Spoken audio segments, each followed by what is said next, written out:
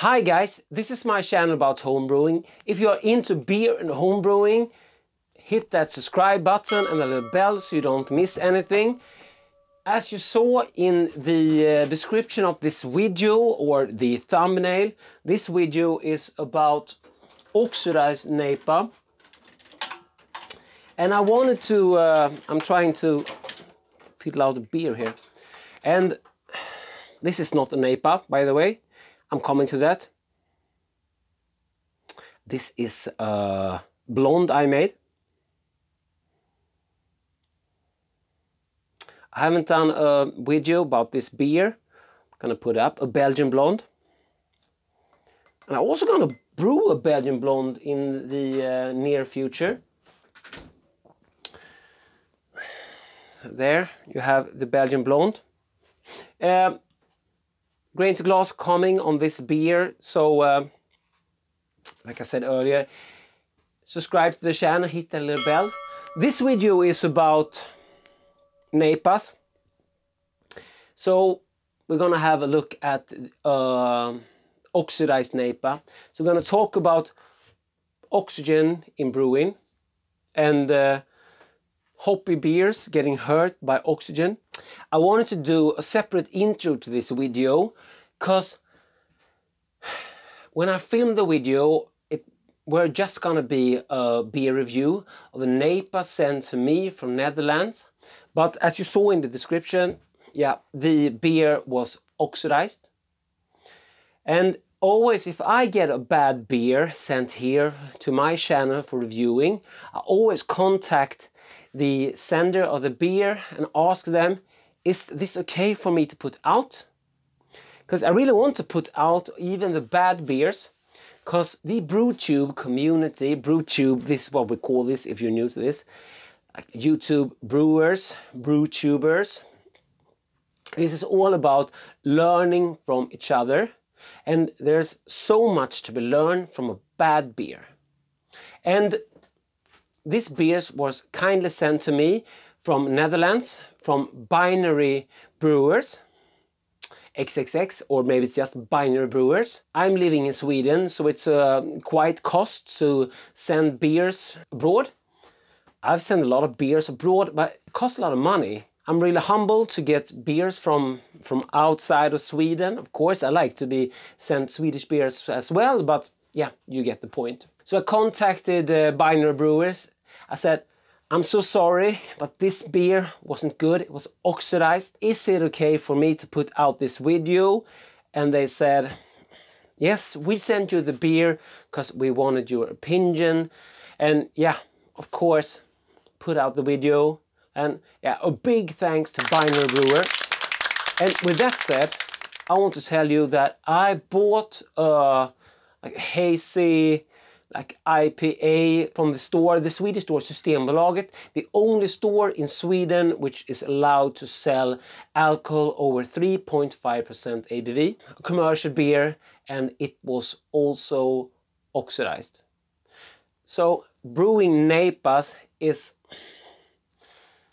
quite hard, and if you are bottle conditioning, it's very tricky. So this video, which you're gonna see, starts with me starting off a beer review, and I'm talking about oxidization in breweries just in the beginning, because yeah, I was gonna come to that because I had a lot of New England IPAs sent to me that are oxidized, but I don't get to put those videos out. But Binary Brewers,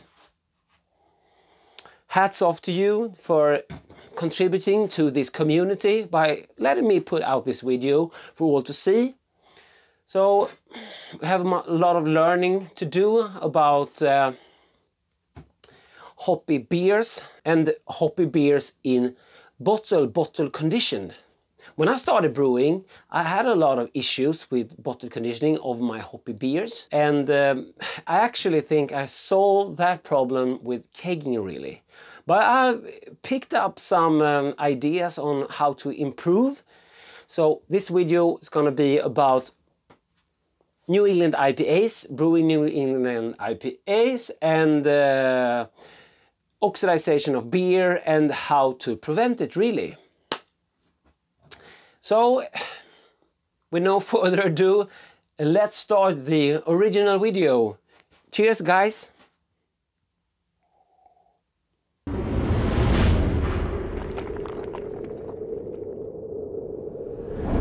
Hi guys, this is my channel about homebrewing. If you are new to this channel and into beer and homebrewing, please consider becoming a subscriber. Today we're doing a beer review, a homebrew from Netherlands. This is the juicy Jackpot New England IPA from Brewery Brewers. So we're going to try the beer. I got 2 bottles if something has gone wrong. They has been sitting out for 2 hours, something like that, heating up a bit. I don't want to try them too cold. So we're going to try the beers, we're going to have a look at the recipe and the brewer's notes, and also let's talk about brewing New England IPA. Let's talk a little bit about the style, and on my channel let's talk about oxygen in beer and oxidized beer, because NEIPA is a sensitive genre to brew. Okay, let's do this.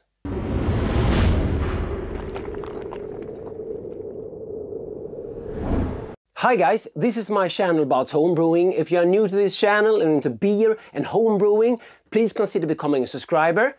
Today we're doing a beer review, a homebrew from Netherlands. This is the juicy Jackpot New England IPA from Brewery Brewers. So we're going to try the beer. I got 2 bottles if something has gone wrong. They has been sitting out for 2 hours, something like that, heating up a bit. I don't want to try them too cold.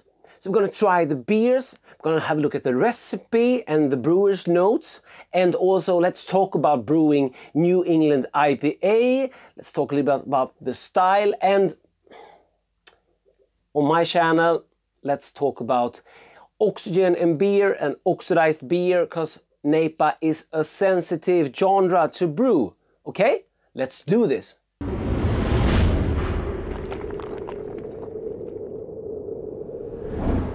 So, before anything, let's have a look at the label.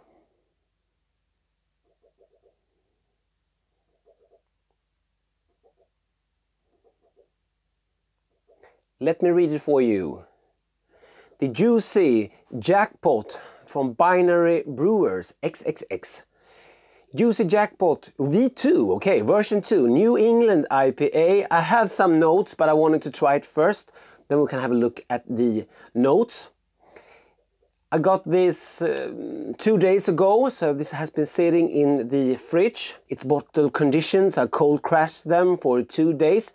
The fridge is holding like 0.5 Celsius. That's almost freezing for you Fahrenheit guys. So the New England IPA, extremely hoppy New England IPA, brewed with Pilsner, Pale Ale, wheat, flaked oats, flaked wheat, no bittering hop, only Whirlpool, and DDH, double dry hop with Citra and Mosaic, fermentable London Ale 3. This results in a super hazy tropical hop bomb with a pillowy soft mouthfeel and low bitterness. This one is for the real hop heads. IBU 44, ABV 5.4, EBC 8. Okay, before I open it, let's talk about my expectations of a NEIPA. So I expect a hazy beer, from hazy to like super hazy, and low bitterness.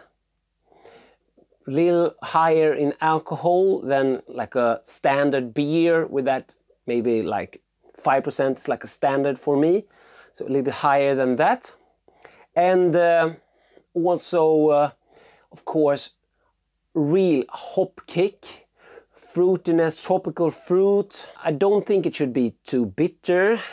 Then it's almost like an IPA, but not yet with all of that hops. So it's a balancing act, but according to the label, with just a hop stand and a double dry hop, it sounds like this could be really good New England IPA. And my worries is, of course, will it be oxidized?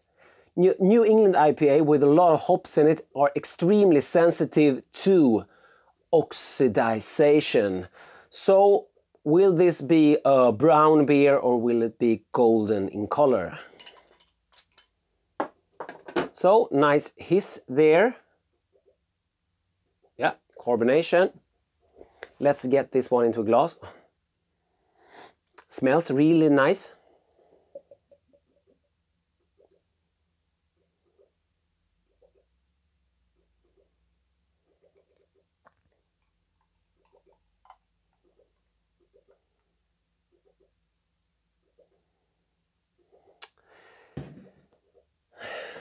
Okay, I'm really sorry, but you might see it on the color here. It has a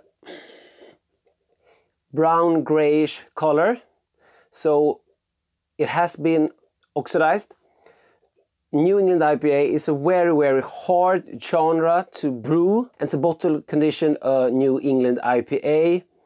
Yeah, it's really tricky. I will go through some advice for you, of course, but let's give the beer a nose. Maybe we should talk about the appearance. So we have like a gray, like really muddy dishwater, brown grayish beer. And the head, large bubbles, died off quite quick.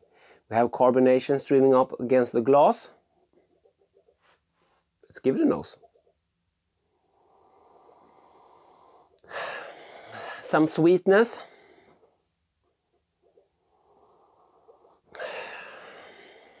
Some hops. I have the other one as well, so we can open them both just in case.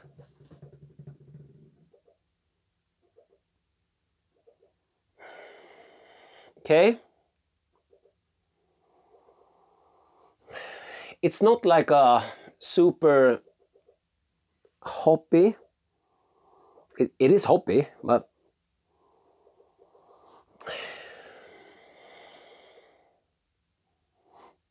some sweetness there, even some hints of alcohol. Okay, let's dive in. Cheers, guys. This is my first brew from Netherlands, home brew, that is. Oh, of course, I had some Grolsch and Heineken, but this is my first New England IPA from Netherlands, and as I said, first home brew. Exciting. So sorry that it was oxidized, but let's taste it.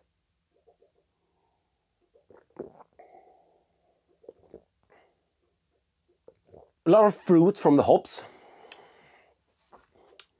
There's some like off flavors to it, some like fusel alcohols.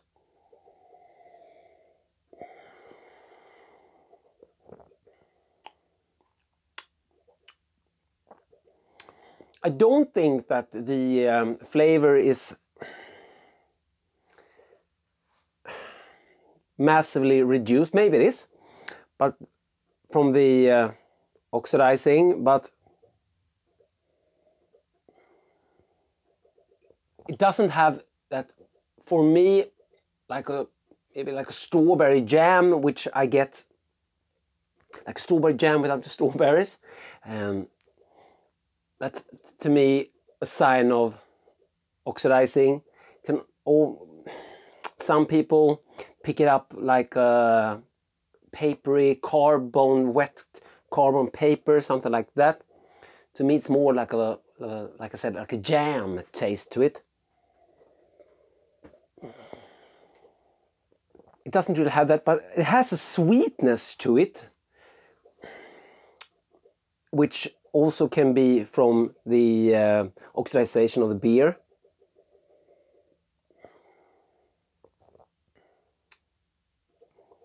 And it has a lot of hops in it, but I think it must have more when it was fresher and younger.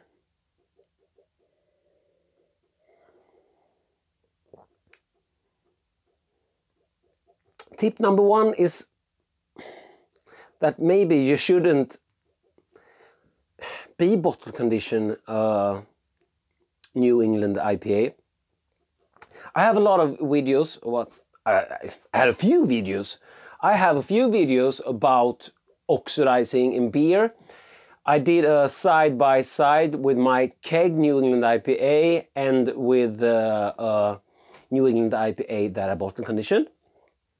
And there were some minor changes in that. I'm almost anal about brewing, you know that if you follow my channel. So I really tried hard not to get any oxygen in it.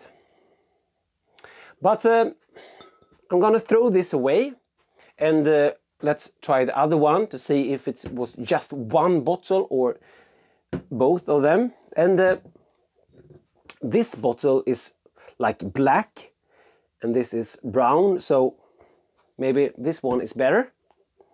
Let me throw this away. Sorry, binary brewers, but I want to try them both on camera. I hope that I would have one spare so I could try them off camera, but now I will try them both on camera. So I will throw this away. Just a second. Okay, second beer, same label. So we're gonna try that, continue. So we're gonna pour that, see if we have the same thing, continue our talk about NEIPAs, and then we're gonna have a look at the recipe and the brewer's notes. Maybe the brewer's notes on this one is more interesting, because I don't think that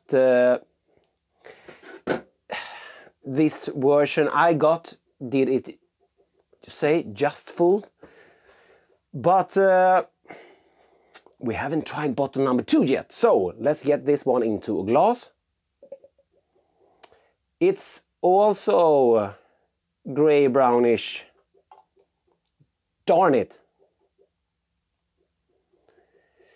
Okay, I think this one is even darker. Yes, it is.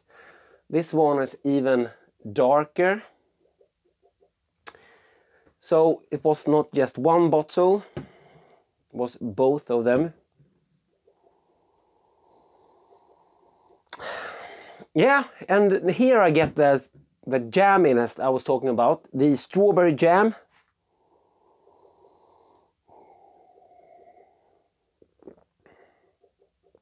Yes, the sweetness, the jamminess. This is real oxidized New England IPA. I'm so sorry, binary brewer.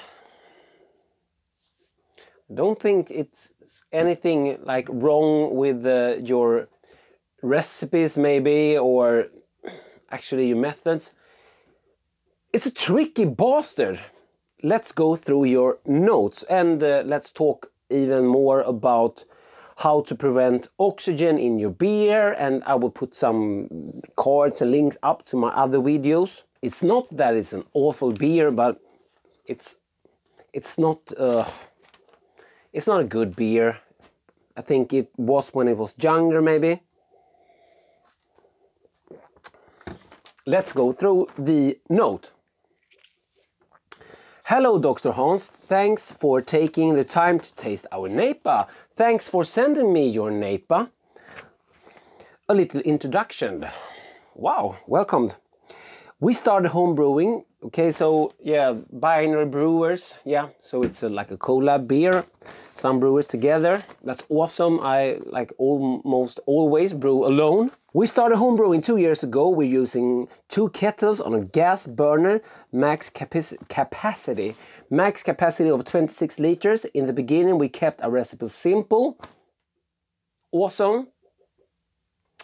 And we're brewing mainly smash beers to get familiar with the process. That's great. I wished I would have started that way. We had some good result and some mediocre result, yeah. Of course, we learned a lot about the brewing in this period. So now we want to develop our own flagship beer, and we decided to focus on the New England IPA style.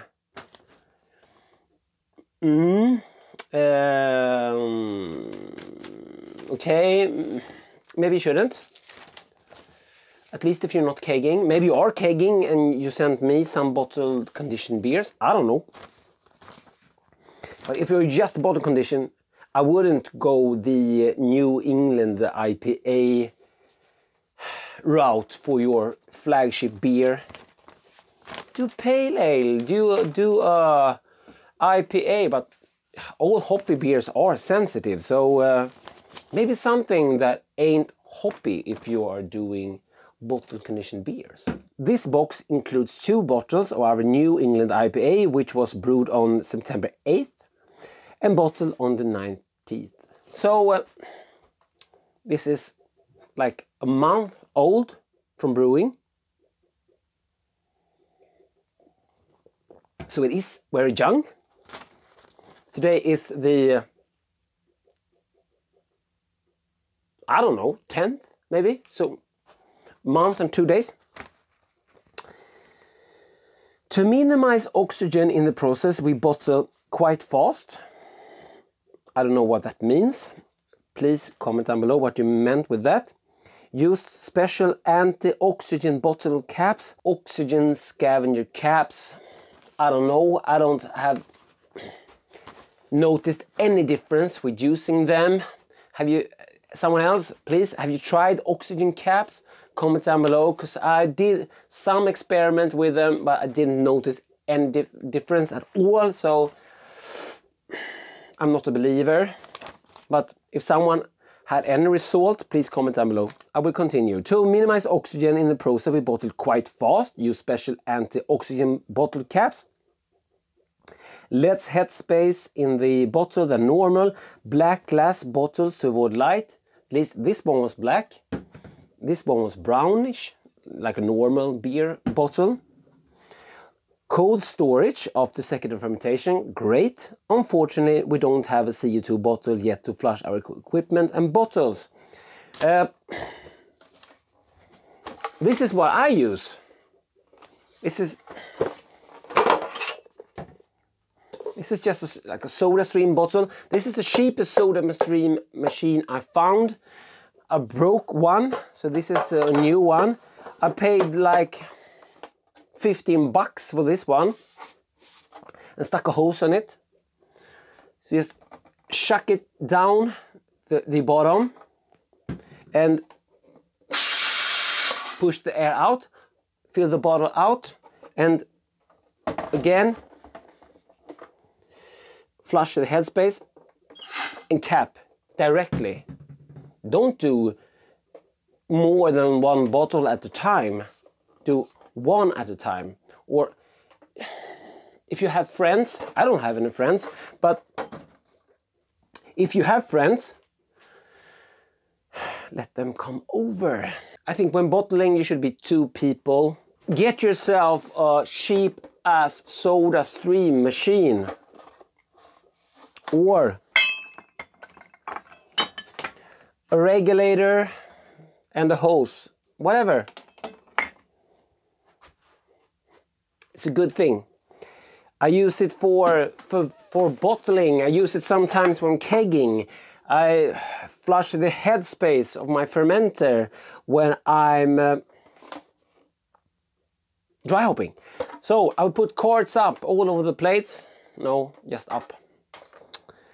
To some videos about using one of these, and also you will see me bottling some beers, not bottle condition but bottling. Then you see me also using this. I have 2 different bottling videos, one with the like Ghetto style counter pressure filler, and one directly from my kegerator without anything.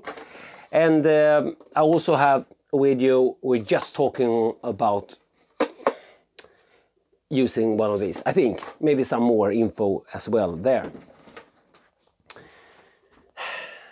Because we don't want brown New England IPAs. I don't know if you want the recipe, because I don't think this is the beer that I tried that this recipe could produce. So maybe we shouldn't run through the recipe, but I will put the recipe up on my Patreon page for you guys who want that, so you can go through it, see if it's something you will try. I think it's a sound recipe, all right, but I don't think the beer give the recipe justice. Can you say that? Maybe you can. You want to add oxygen at start of fermentation, but then think of oxygen in every step you make. How can I do this method with as low oxygen as possible into the beer? That's it really. So it got me thinking, could I use this type of method? Yeah, you can. And everything from flushing to not splashing and to be quick. Maybe that was what they meant, that they capped it quick. I don't know. I'm sorry about the review, but I got the beer from Netherlands, so I really wanted to do the review, and I hope that binary brewers don't mind me putting up this video, because I think there's really a lot to be learned from this video, and I think learning is what this community of YouTube brewers and brew tubers are all about. So I'm really glad you sent me the beers, but I'm sorry that they are oxidized. So guys, I think that's it. So guys, thanks for watching. If you're new to this channel, please consider becoming a subscriber. And there's my Patreon page if you want recipes and vlogs and more updates. And there's always my back catalog for all other videos. So thanks guys, cheers, and Dr. Hans out.